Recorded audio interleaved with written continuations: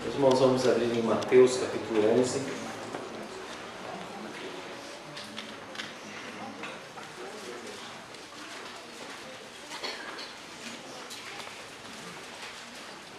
Falamos sobre João Batista na última mensagem, os irmãos devem se lembrar.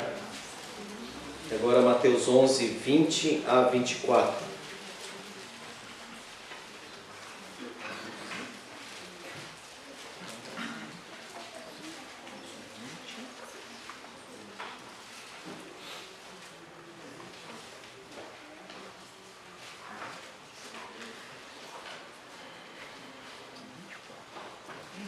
Mateus 11, 20 a 24. Antes de lermos o texto, nós vamos orar para que Deus nos ilumine. Vamos orar pela congregação do Labitário. Eu peço que o Jonathan faça essa oração. Vamos orar também por nós aqui, para que Deus nos fale. Eu peço para o presbítero Elismar que ore. E que Deus abençoe o trabalho no Jardim Labitário. Nosso irmão Jonathan fez um trabalho lá com os adolescentes e de esporte ali, naquele estacionamento eles fizeram uma quadra, tinha cerca de 16 a 20 ali adolescentes, 12 a 16 anos. Então que Deus continue a frutificar aquele trabalho e abençoe o nosso irmão também nesse sentido. Oremos, irmãos. Senhor Deus, nós em tudo te agradecemos porque temos visto 11, 20 a 24. Passou então Jesus a increpar as cidades nas quais ele operara numerosos milagres, pelo fato de não se terem arrependido. Ai de ti, Corazim, ai de ti, Betsaida, porque se em Tiro e em Sidom se tivessem operado os milagres que em vós se fizeram, há muito que elas se teriam arrependido com o pano de saco e cinza. Contudo vos digo, no dia do juízo haverá menos rigor para Tiro e Sidom do que para vós outros. Tu, Cafarnaum, elevar-te-ás porventura até o céu, descerás até o inferno. Porque se em Sodoma se tivessem operado os milagres que em ti se fizeram, teria ela permanecido até o dia de hoje. Digo-vos, porém, que menos rigor haverá no dia do juízo para com a terra de Sodoma do que para contigo. Irmãos, nós vemos constantemente pessoas e até crentes preocupados com algumas coisas que realmente a gente deve se preocupar. Estudo, emprego, crise financeira, e alguns preocupados até com coisas que não vão fazer muita diferença assim na nossa vida, por exemplo, Copa do Mundo, futebol e outras coisas mais. Pessoas estão preocupadas com pontos terrenos, digamos assim. As coisas desta vida. Quantos de nós, quantos familiares estão preocupados com o dia do juízo final? Você pode ver que esse é o tema aqui, no versículo 22 ele fala no dia do juízo, e no versículo 24 também fala dia do juízo, o dia do juízo final. Às vezes nós queremos treinar a nossa mente para não pensar nas coisas futuras. E às vezes até cristãos falam assim: olha, eu quero ir para o céu, mas depois disso, depois de conhecer o meu neto, depois de conseguir um emprego, depois de comprar uma casa, depois de ter um filho, depois de casar, depois disso, depois daquilo. Ou tem pessoas que dizem assim: olha, primeiro eu vou viver a minha vida, depois eu entrego a minha vida para Deus. E são pessoas que não gostam de tocar em certos assuntos. Não pode falar diabo, Satanás, que essas pessoas se assustam. Não pode falar inferno. Não pode falar de juízo final. Porque para essas pessoas você está sendo assim, negativo, muito pesado. problema disso é que Jesus falou muito desse assunto. Haverá um trono, irmãos, como diz Apocalipse capítulo 20, um trono de justiça e santidade, que é o trono do Senhor Jesus. E todos que estarão vivos naquele momento, e todos que já morreram antes, comparecerão diante desse trono, diante de Jesus. E quem não for achado escrito no livro da vida, foi lançado no lago de fogo e enxofre, junto com o diabo, seus anjos, a besta e o falso profeta. Será que as pessoas estão preparadas para morrer? Nós queremos escapar desses pensamentos. Diabo, Satanás, inferno, juízo, morte. E a Bíblia quer trazer esses pensamentos, esses assuntos diante de nós. Jesus, ele começou a mostrar claramente para as pessoas a situação em que elas se encontravam. Veja o versículo 20. Passou então Jesus a increpar. A palavra que está traduzida aqui se refere, por increpar, se refere a lançar no rosto mesmo. Repreender com clareza. É o improperar lá de Tiago. Mas aqui ele lança no rosto, porque as pessoas não se arrependeram. No caso lá se arrependeram, mas aqui não. Então ele começa a lançar no rosto de Corazim, Betsaida e Cafarnaum o fato de que elas não se arrependeram diante do Senhor. Corazim, que é a primeira, Betsaida, versículo 21, e no versículo 23, Cafarnaum, 3. Ai de ti. E ele faz um contraponto com Tiro, Sidom e Sodoma. Então veja, ai de ti, Corazim, Betsaida e Cafarnaum. Vocês são piores do que Tiro, Sidom e Sodoma. Corazim, Betsaida e Cafarnaum eram muito próximas ali. Corazim, por exemplo, estava a 4 quilômetros ao norte de Cafarnaum. Então aquela região ali toda. Tiro e Sidom eram cidades riquíssimas. Se você ler Jeremias, Isaías, você vê algumas profecias lançadas para essas regiões aí de Tiro e Sidom. Especialmente Tiro, esplêndida, próspera.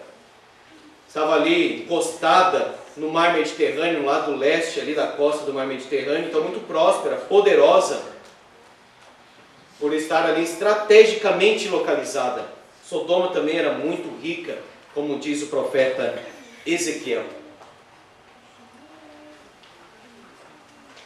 Haverá, irmãos, um dia de juízo, portanto.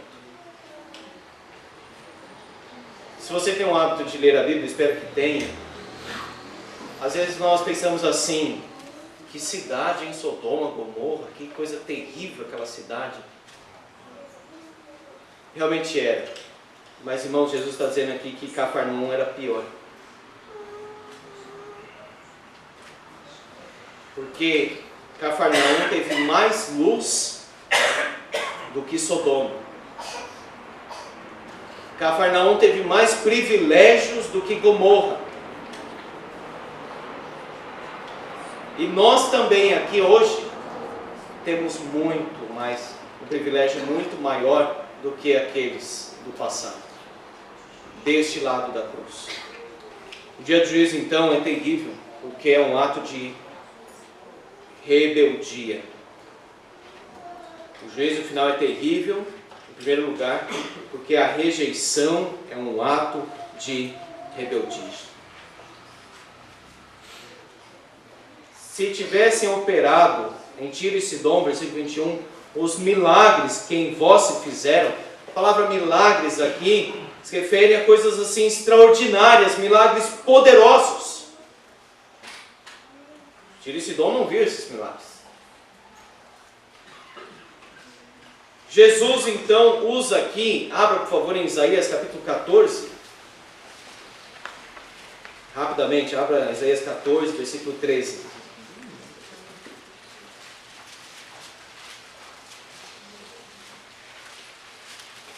Está falando aqui da Babilônia. Isaías 14, 13. Tu dizias no teu coração, eu subirei ao céu.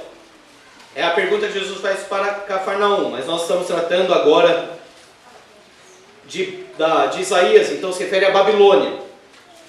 Eu subirei ao céu, acima das estrelas de Deus exaltarei o meu trono, e no monte da congregação me assentarei nas extremidades do norte. Subirei acima das mais altas nuvens e serei semelhante ao Altíssimo. Contudo serás precipitado para o reino dos mortos, no mais profundo do abismo. Então veja que Jesus está usando a linguagem, os termos de Isaías, capítulo 14, 13 a 15, para falar contra Cafarnaum.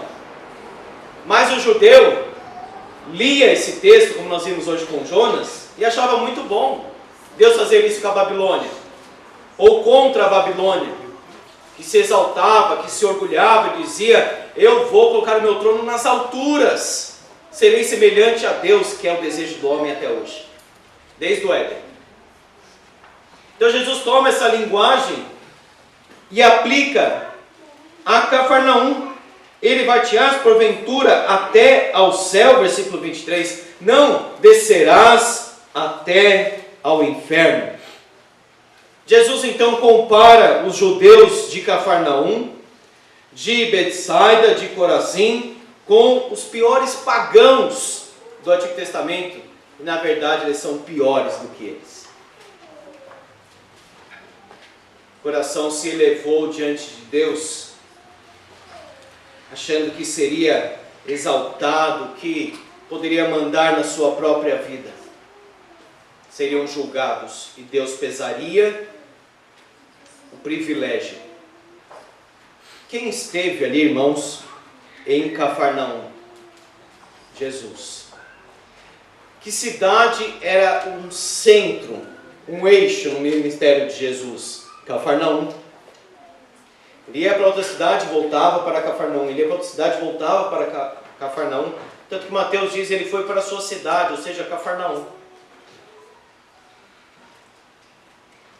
A balança do juízo, então, considera a rejeição.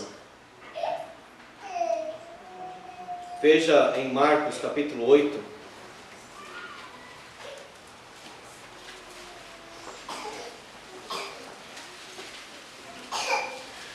Marcos, capítulo 8, versículo 22. Então chegaram a Betsaida. Olha aí, Betsaida, que ele cita lá, ai de ti Corazim, ai de ti Betsaida. Chegaram a Betsaida e lhe trouxeram um cego, rogando-lhe que o tocasse. Jesus, tomando o cego pela mão, levou-o para fora da aldeia e aplicando-lhe saliva aos olhos, impondo-lhe as mãos, perguntou-lhe, vês alguma coisa? Este, recobrando a vista, respondeu, vejo os homens, porque como árvores os vejo andando. Então novamente lhe pôs as mãos nos olhos e ele, passando a ver claramente, ficou restabelecido. E tudo distinguia de modo perfeito. Mandou Jesus embora para casa, recomendando-lhe, não entres na aldeia. Ele curou aquele cego em Betsaida, mas os habitantes de Betsaida continuaram cegos de modo geral. Lucas capítulo 9, 10. Jesus envia os apóstolos e eles voltam depois da missão, dizendo o seguinte, versículo 10, ao regressarem, os apóstolos relataram a Jesus tudo o que tinham feito. E levando-os consigo, retirou-se à parte para uma cidade chamada Betsaida. Mas as multidões, ao saberem, seguiram. Olhando-as, falava-lhes a respeito do reino de Deus e socorria os que tinham necessidade de cura. Os habitantes de Betsaida viram a cura do cego, mas eles mesmos continuaram cegos espiritualmente. E agora eles continuaram perdidos, rebeldes e doentes. De modo geral, eles permaneceram endurecidos. Muita gente foi salva. Mas Jesus diz que, em modo geral, aquela cidade permaneceu rebelde. Muitos que gritaram Hosana para Jesus em Jerusalém, depois gritaram também crucificam, porque o povo é instável. Porque o povo muitas vezes recebe a cura, recebe a bênção, mas o coração permanece rebelde, duro, incrédulo diante de Deus. Pastor, quem sabe se Jesus estivesse aqui entre nós, as pessoas iam crer. Não foi assim quando ele esteve aqui. O coração do homem é terrível, é maligno, é duro demais. Algo precisa acontecer ali através do Espírito Santo para mudar. Veja que privilégio eles tiveram. Jesus diz, ai de ti, Corazim, ai de ti, Betsaida, ai de ti, Cafarnaum. Depois ele vai dizer, ai de ti, Jerusalém também. Continuaram com fome. Diz o versículo 12 que Jesus multiplicou os pães. Lucas 9, 12 a 17. Versículo 17 diz, todos comeram e se fartaram, mas eles continuaram com fome. Veja também Apocalipse, capítulo 9. Nós estamos aqui já na sexta trombeta, ou seja, um juízo maior até, progressivo. Os homens são atingidos por muitos males, mas mesmo assim, eles não se arrependem. Apocalipse 9, verso 20. Os outros homens, aqueles que não foram mortos por esses flagelos, não se arrependeram das obras das suas mãos, deixando de adorar os demônios e os ídolos de ouro, de prata, cobre, pedra e pau, que nem podem ver, nem ouvir, nem andar, nem ainda se arrependeram dos seus assassínios, nem das suas feitiçarias, nem da sua prostituição, nem dos seus furtos. Eles não mudaram em nada, apesar de todos os males que caíram sobre eles. É terrível isso, irmãos. Deus diz até para Israel, dos pés à cabeça, vocês estão completamente enfermos, doentes, e eu enviei isso, mas vocês não se convertem, vocês não voltam para mim, vocês não mudam.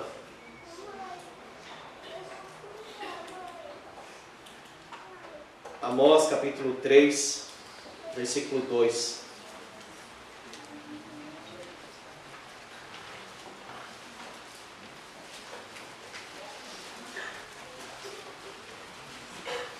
Deus diz para Israel, de todas as famílias da terra, somente a vós outros vos escolhi. Se parar aí, nós achamos maravilhoso o texto, e realmente é. Mas o restante explica, portanto, eu vos punirei por todas as vossas iniquidades.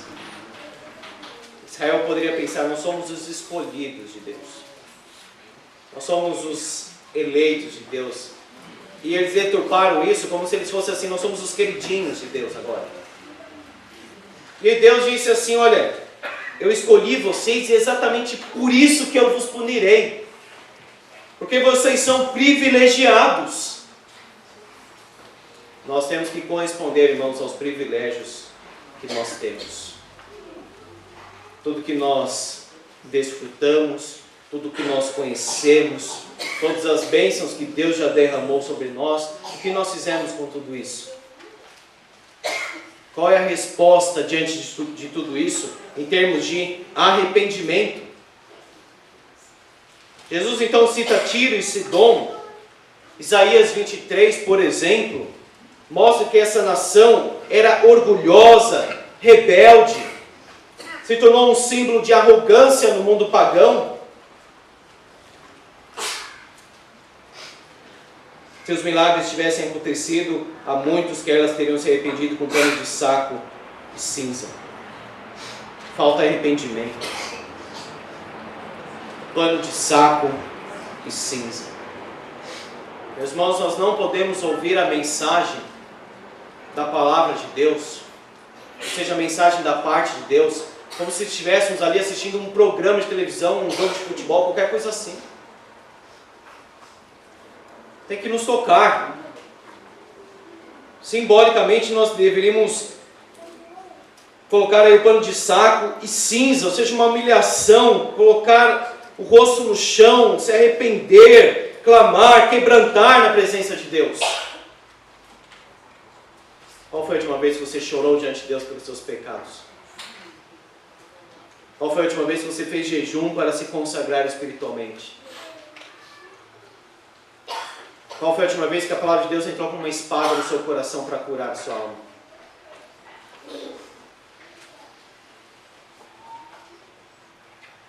Arrependido com pano de saco e cinza, nem com o próprio Senhor Jesus ali entre eles. Nem isso fez com que ele se arrependesse. Sodoma e Gomorra se tornaram símbolos no Antigo Testamento de paganismo, de depravação, de podridão, de distanciamento de Deus. Jesus aqui, que Corazim, Betsaida e Cafarnaum terão um juízo maior do que Sodoma, Tiro, Sidom e outros. Olha, você que não se arrependeu, só essa mensagem que você está ouvindo hoje já coloca muito juízo sobre a sua cabeça. Você jovem que tem escutado domingo após domingo, mensagem, aqui comigo, qualquer outro na escola dominical, e ainda permanece mergulhado, enfiado no pecado, correndo atrás de coisas vãs e inúteis, nunca pega a Bíblia para ler. Ouve o sermão, depois divaga, esquece, não se envolve, não se importa. Toma muito cuidado. Basta olhar o que está escrito aqui. Porque hoje nós temos privilégios maiores, porque temos a Bíblia completa, temos uma ação mais profunda do Espírito Santo que antes até, e conhecemos mais, e conhecemos melhor a obra do Senhor Jesus Cristo. Lucas 12 diz que aquele que conhece mais tem um peso maior de juízo e de galardão também. Nós não seremos julgados se nós entregamos a vida para o Senhor Jesus. Nós não vamos diante do trono do Senhor Jesus com uma dúvida: será que eu vou para o céu ou não vou? Vamos pesar na balança as minhas obras para ver se eu entro ou se eu fico fora. Certamente ficaremos fora. Certamente seremos condenados no mais profundo. Eu estou falando de pessoas não convertidas e que se acham convertidas.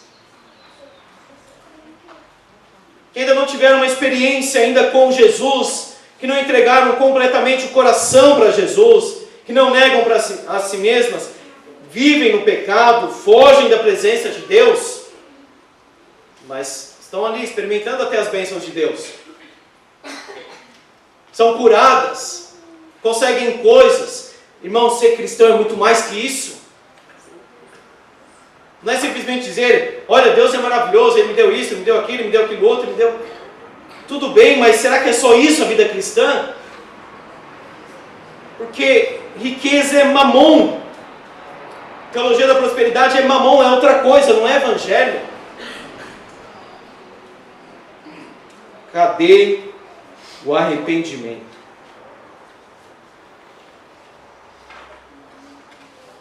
Começa com arrependimento. Aquela tristeza profunda no coração por ser um pecador. Por ser uma pessoa lamentável diante de Deus. Todos nós. Por ser um fracasso espiritual. Não tenho nada para apresentar diante de Deus. A melhor obra está manchada de pecado. Arrependimento. Tem que ser algo mais profundo. Nós temos que descer assim, de uma forma mais profunda, como fez Davi no Salmo 32, Salmo 51. O juízo final é terrível, porque a rejeição é um ato de rebeldia. Segundo, o juízo final é terrível porque Deus é fogo consumidor. Deus santo é fogo consumidor. Nós que somos pais nos sentimos assim ofendidos quando a gente fala alguma coisa para o filho fazer, o filho não faz. Quem você pensa que é? Sou seu pai, sou autoridade, etc. Agora imagina Deus falando para o pecador diz: não, Deus, eu não quero fazer. Não, Deus, eu não quero me arrepender. É o santo, eterno e glorioso Deus sendo afrontado pela rebeldia de um pecador. Agora Hebreus diz, nosso Deus é fogo consumidor, não se brinca. Vai ofendendo Deus. Vai desprezando o Evangelho. O que vai acontecer? Se você partisse hoje, Salvador voltará como juiz também. O pecado ofende a santidade de Deus. O pecado é um grito diante de Deus, contra Deus. E exige o seu julgamento. João diz, Deus enviou seu Filho ao mundo, não para que o mundo fosse salvo por ele. Na segunda vinda, sim, ele virá para julgar. Tanto que Paulo pregou isso em Atenas, lá no Areópago. Não levou Deus em conta os tempos da ignorância. Agora notifica aos homens que todos, em toda parte, se arrependam. Olha aí, se arrependam. Voltem para Deus. Estabeleceu um dia em que há de julgar o mundo com justiça. Deus estabeleceu. Por meio de um varão que destinou, ou seja, determinou, apontou e acreditou, certificou, autenticou diante de todos, ressuscitando dentre os mortos. Paulo está dizendo, Deus determinou um dia em que ele há de julgar o mundo. Deus determinou um juiz. Melhor você se arrepender antes desse dia. Melhor se arrepender antes. Deus é santo e é justamente por isso que ele é fogo consumidor. Mas pastor, eu ouvi dizer que Deus é amor, mas o amor de Deus, irmãos, é santo. Ele não tem um atributo ou uma qualidade, vamos dizer assim, em detrimento da outra. Ele tem um amor que é um amor santo, é um amor justo. Ele é um ser completo e não fracionado. Aqui você tem o amor, você tem a santidade, você tem a justiça. Não, a justiça é santa, o amor é justo e etc. O juízo é terrível porque o Deus santo é fogo consumidor. E em terceiro lugar, o juízo final é terrível porque traz condenação eterna. Jesus, ele fala no versículo 23, descerás até ao inferno.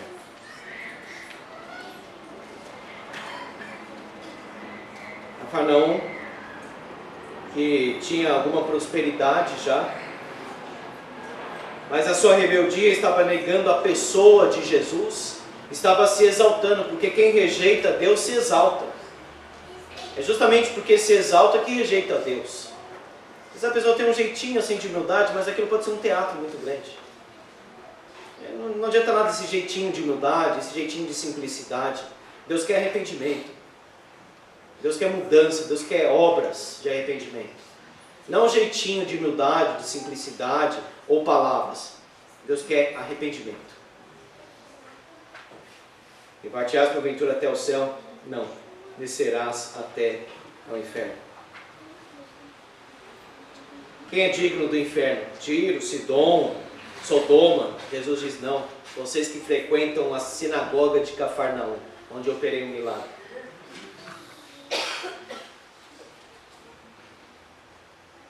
É chamado de dia do juízo, porque de fato inaugura a eternidade, onde nós teremos um descanso eterno e também um tormento eterno. No livro Peregrino, essa mensagem da palavra de Deus o atormentava muito, e ele abandonou aquela cidade, a cidade da destruição, para ir rumo a Jerusalém celestial. Ele abandonou tudo, ele abandonou a cidade, ele abandonou aqueles amigos escarnecedores para chegar na Jerusalém celestial e caminhar ali na porta estreita. Meus irmãos, se nós pensarmos no tempo de vida que nós temos, se você pudesse colocar lado a lado o tempo de vida que nós temos e a eternidade isso aqui é totalmente significante. Totalmente significante.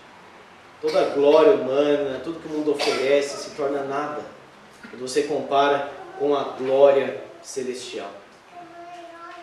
Milagres, sinais, pregações foram feitos, mas eles rejeitaram. Nós experimentamos, irmãos, esse poder do mundo vindouro. E nós temos que ter uma atitude radical contra o pecado. Nós não somos radicais no sentido de uma mente estreita, mas contra o pecado nós temos que ter uma atitude radical. Veja Mateus capítulo 5, versículo 29.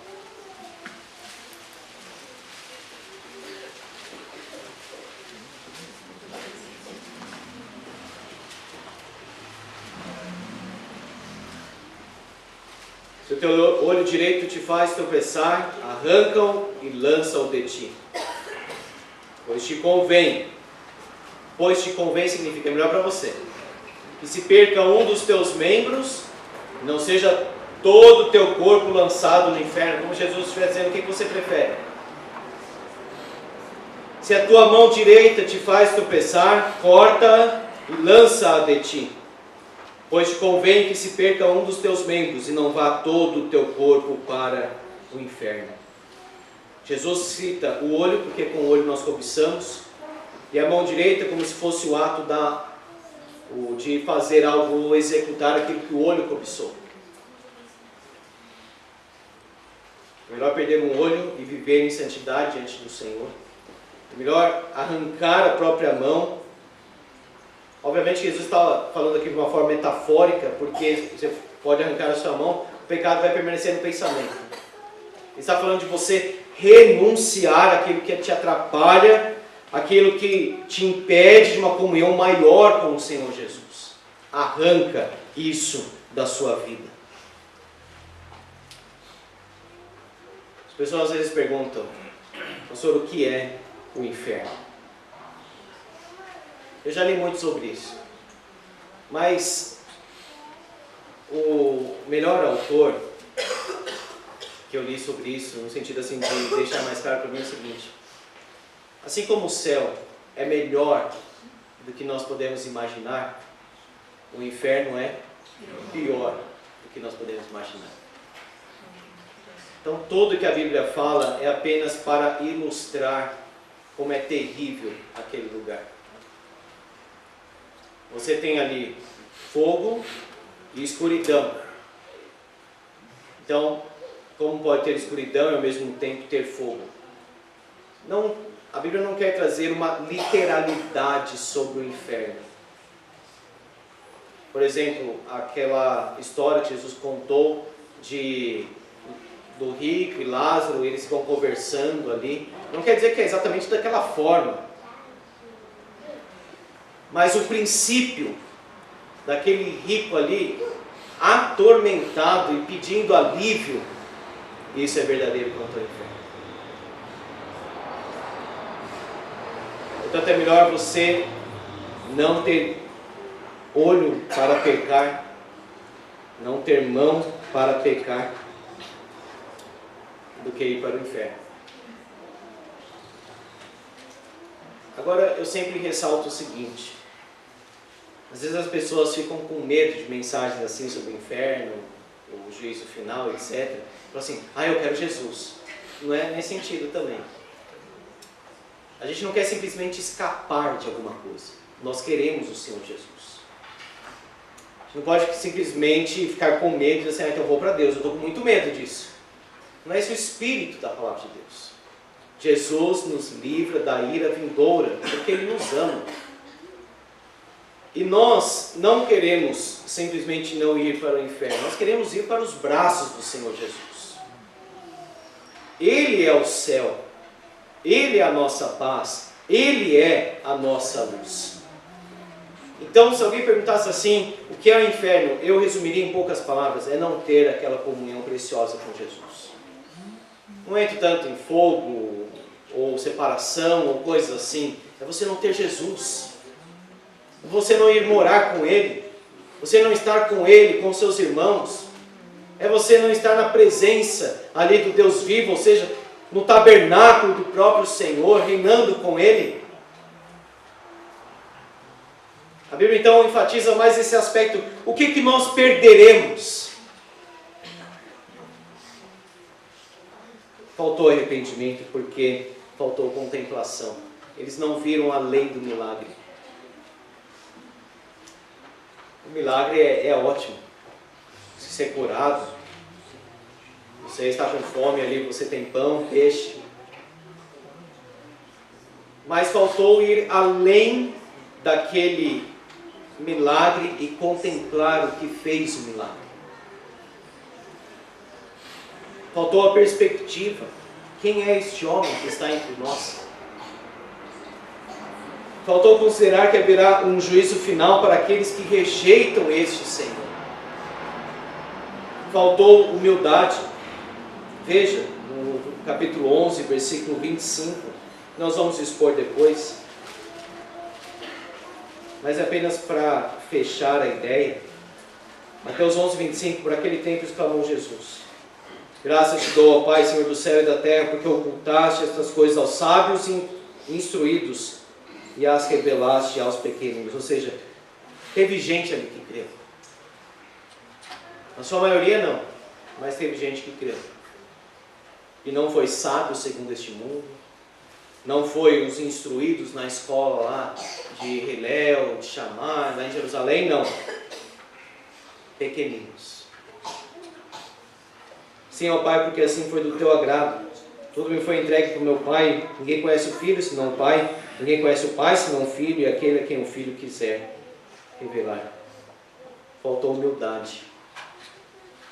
Não teve arrependimento porque faltou humildade. O título aí é muito interessante. Jesus, o Salvador dos humildes. Juízo? Não, Jesus. Vai cair sobre Tiro, Sidom e Sodoma. Nós somos sábios. Nós somos instruídos. Nós temos o sangue de Abraão. Jesus disse não. Mas aqui ele agradece, porque o Pai se revelou aos pequeninos, a pessoas mais desprezadas, mais simples. O que faltou para Corazim, Betsaida e Cafarnaum? Repousar em Cristo, descansar em Jesus, buscar algo além de um pão físico. Veja versículo 28. Vinde a mim todos os que estáis cansados e sobrecarregados, e eu vos aliviarei. Como rejeitar esse convite? Isso que eu falo nesse... Outra vez eu trouxe uma mensagem num ofício, num velório,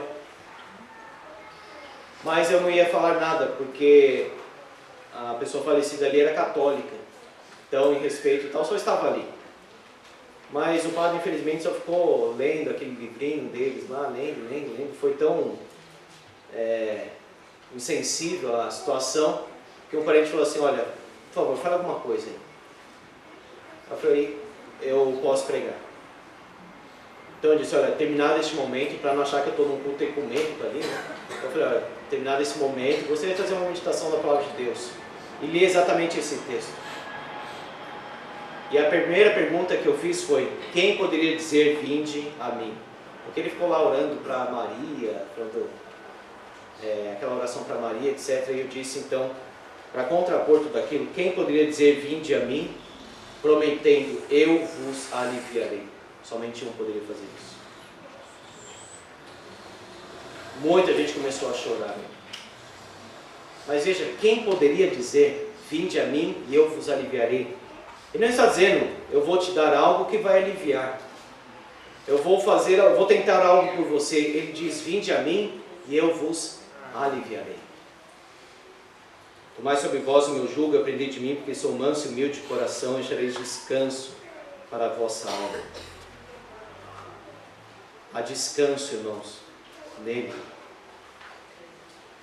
Vinde a mim, aprendei de mim. Meu jugo é suave, meu fardo é leve. Que nós possamos abraçar este Jesus maravilhoso. Que nós possamos receber este Jesus maravilhoso no nosso coração. não rejeitar como fez essas cidades. Nós possamos crer e responder esse chamado. Vinde a mim e aprendei de mim. Amém. Vamos orar, irmãos.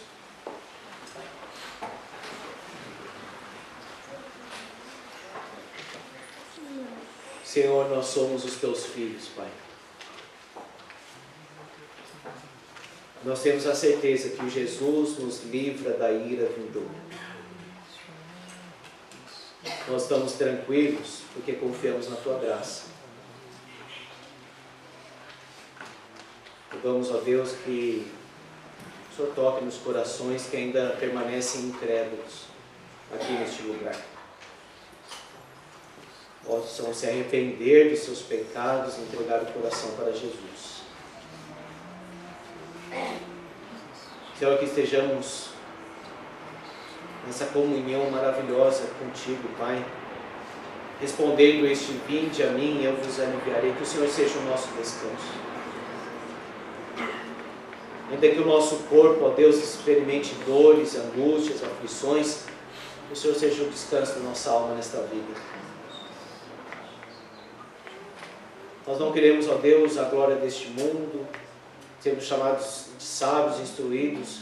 Para nós isso não vale nada, Senhor. Porque o Senhor costuma salvar os humildes, os que não são, para reduzir a nada aqueles que são. Te louvamos porque o Senhor é a nossa força na nossa fraqueza.